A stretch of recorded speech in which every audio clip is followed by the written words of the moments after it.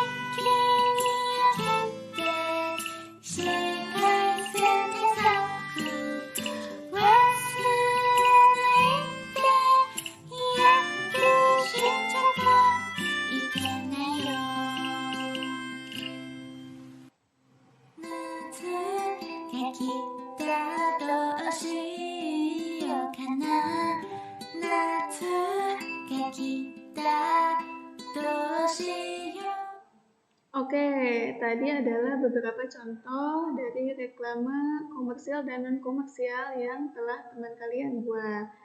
Kita masuk pada pembelajaran hari ini. Reklame berdasarkan sifatnya, apa saja sih? Yang pertama, ada reklame peringatan. Artinya, reklame ini berisi memberikan peringatan untuk meningkatkan kewaspadaan. Contoh, reklame ini dipasang di tempat yang memang memiliki tingkat kebahayaan yang tinggi, yaitu di pintu rel kereta api. Biasanya ada tulisan tengok kanan kiri atau hati-hati ketika melintas. Nah, hal tersebut untuk mencegah terjadinya kecelakaan.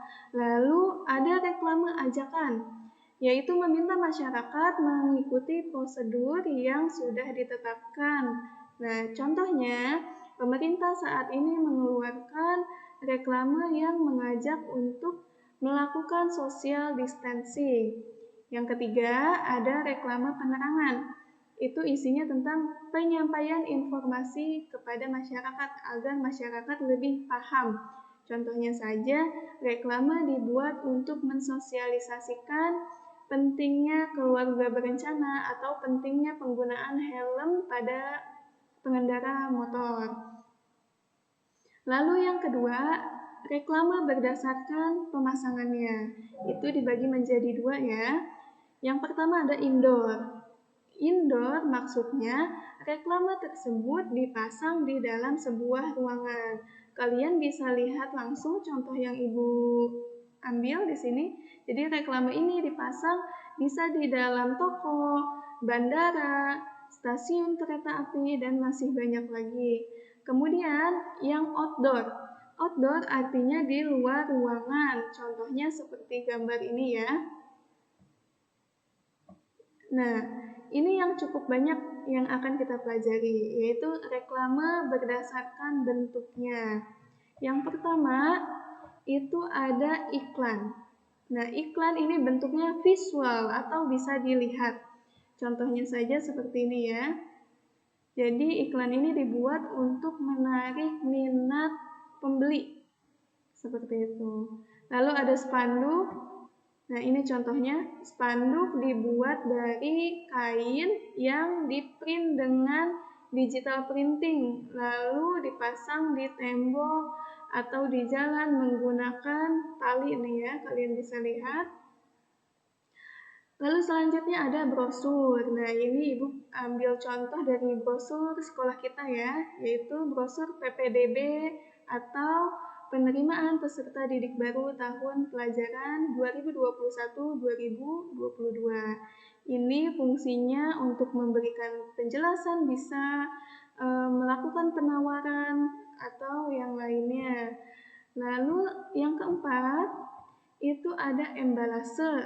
Nah, ini mungkin cukup asing di telinga kalian, tapi Ibu yakin kalian sering melihat ini, karena embalase adalah reklame yang terpasang langsung pada sebuah produk. Contohnya saja, lihat ya, bungkus mie ini merupakan salah satu jenis reklame yang disebut embalase. Lalu yang selanjutnya ada poster. Nah, kalau poster kalian sering membuat ya, jadi Ibu yakin kalian sudah paham. Lalu yang selanjutnya ada baliho. Nah, baliho ini biasanya dipasang di pinggir-pinggir jalan. Tujuannya bisa memperingati, bisa melakukan penawaran, dan masih banyak lagi. Ini ukurannya cukup besar, maka dari itu biasanya dipasang menggunakan kayu ya, rangka kayu atau besi. Lalu ada banner. Nah, banner ini sama ya, jadi dia selebaran yang cukup besar, di print, lalu diberi tiang penyangga. Biasanya ini reklame yang ada di dalam toko, kayak gitu. Lalu selanjutnya ada billboard. Nah, billboard ini reklame yang ukurannya cukup besar. Biasanya dia ada di pinggir-pinggir jalan untuk memasarkan suatu produk atau memberikan penjelasan terhadap masyarakat. Reklame billboard itu termasuk permanen ya, karena bisa dilihat sendiri ukurannya dia cukup besar. Hanya saja yang bisa diganti adalah ininya ya, gambarnya. Kalau tiangnya itu permanen. Lalu ada leaflet. Leaflet ini hampir sama dengan brosur, namun ukurannya lebih kecil dan bisa dilipat seperti ini. Lalu yang terakhir ada kalender. Kalau kalender kalian pasti sudah paham semua ya. Oke, materi ini cukup dan Ibu punya kuis atau pertanyaan yang harus kalian jawab. Pertanyaannya adalah, menurutmu berdasarkan bentuknya, reklame apa saja yang paling cocok untuk mensosialisasikan kepada masyarakat tentang bahaya dari COVID-19? Nah, berikan alasannya. Kuis ini ditulis di buku tulis, lalu diisi dan difoto, dikirim melalui WA ya. Oke, pembelajaran kita cukup hari ini cukup ya. Nah, tadi kita belajar tentang berbagai macam reklame. Ibu ucapkan terima kasih, mudah-mudahan kalian tetap semangat, tetap sehat, dan jangan lupa menjaga pola hidup yang sehat. Thank you for watching this video. Wassalamualaikum warahmatullahi wabarakatuh.